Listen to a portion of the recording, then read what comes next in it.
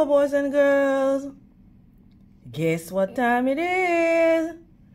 It's reading time, and today we are reading the story Red Riding Hood.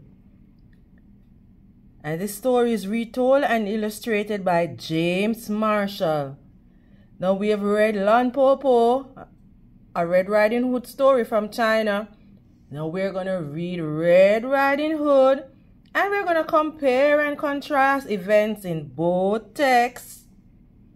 We're going to tell the similarities and the differences.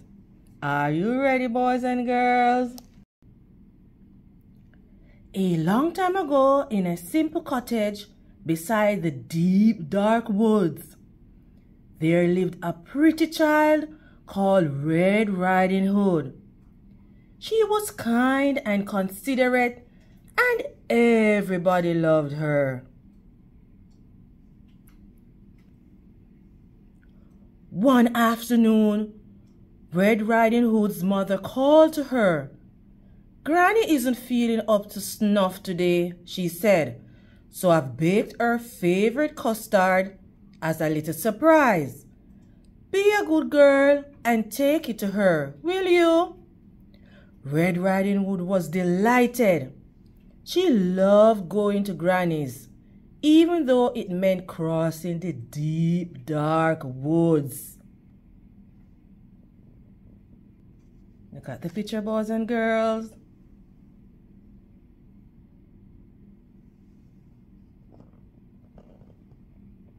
When the custard had cooled, Red Riding Hood's mother wrapped it up and put it in a basket. "Now, whatever you do," she said, "go straight to Granny's. Do not tarry. Do not speak to any strangers." "Yes, Mama," said Red Riding Hood. What do you think is going to happen next, boys and girls?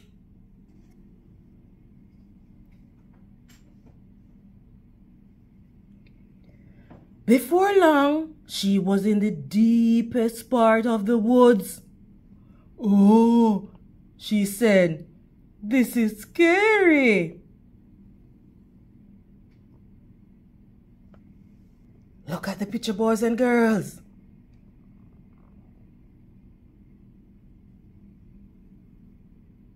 What do you think is going to happen? Good job. Suddenly, a large wolf appeared. "Good afternoon, my dear," he said. "Care to stop for a little chat?" "Oh, gracious me," said Red Riding Hood. "Mama said not to speak to any strangers." What's happening in this picture, boys and girls?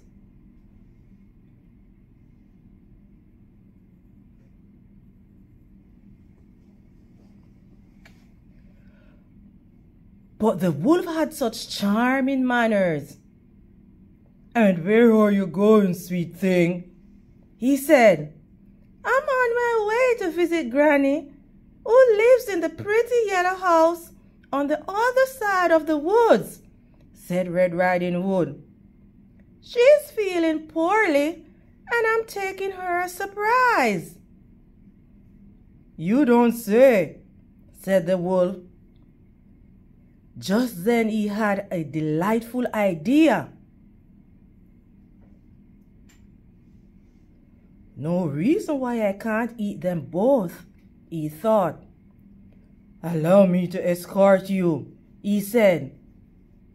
"You never know what might be lurking about." "You're too kind," said Red Riding Hood.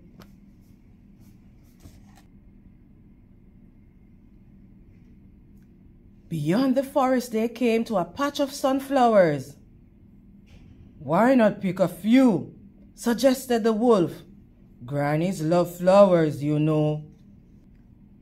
But while Red Riding Hood was picking a pretty bouquet, the clever wolf hurried on ahead to Granny's house. Look at the picture, boys and girls.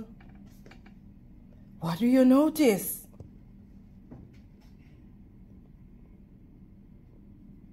Good job. Who is it? Called out Granny. It is I, your delicious, darling granddaughter, said the wolf in a high voice. The door is unlocked, said Granny.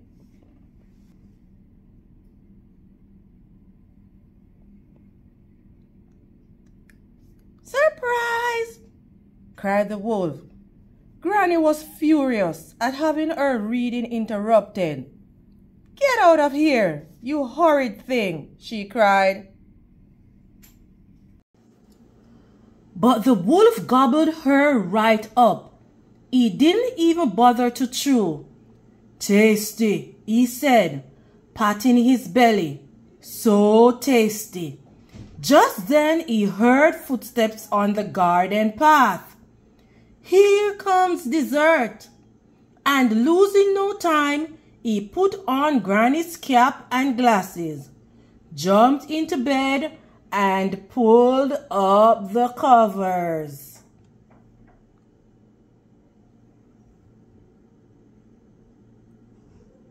Who is it? He called out in his sweetest Granny voice. It is I, your little granddaughter, said Red Riding Hood. The door is unlocked, said the wolf.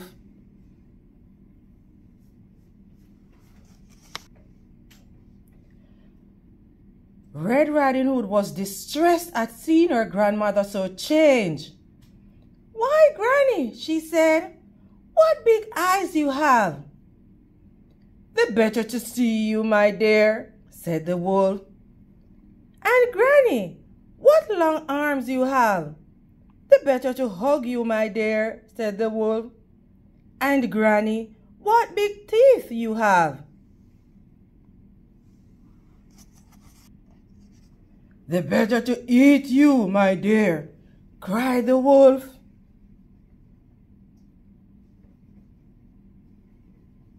And he gobbled her right up. I'm so wicked, he said, so wicked. But really he was enormously pleased with himself. And having enjoyed such a heavy meal, he was soon snoring away. A hunter passing by was alarmed by the frightful racket. That doesn't sound like Granny, he said.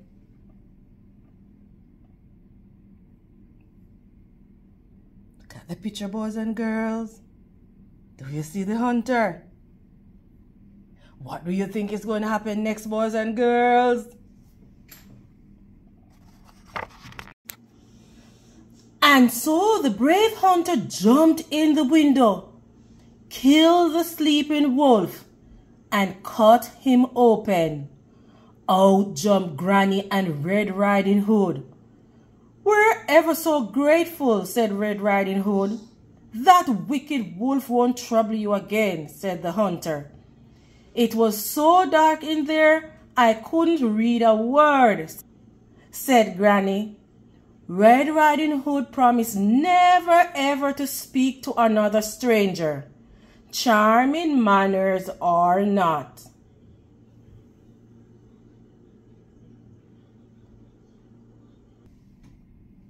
Look at this picture, boys and girls. What do you notice? What is happening? What do you wonder? Good job. And she never did. And she never did. The end. Thank you for your great listening skills, boys and girls.